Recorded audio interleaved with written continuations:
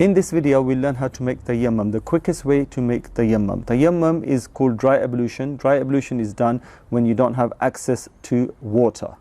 Now, it's very easy. All you need to do is this 2 strikes, 1 strike for your hands and arms.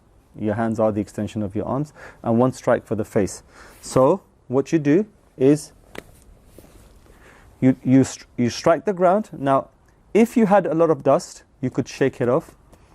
Otherwise, there's minimum amount of dust, and what you would do is you would wash your arm. That's enough.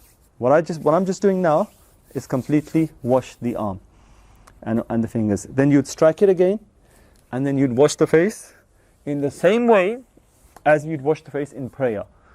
So what I just did, everything that needs to get wet in prayer, such as the nose, the eye part, the side, everything has gotten wet, and that's it, you're done.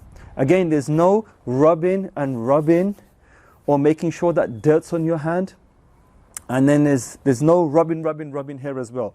And as well as the excess rubbing, we don't do a minimum. So some people do this and they go, oh, it's done, but their hands, this side is completely, it's not, the dust hasn't touched it.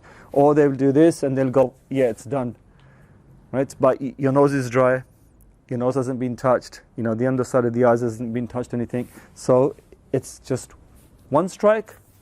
The arm is the same way as I showed you to do wudu. 2 strikes, the face, and you're done. That's it. Okay, so once again, strike.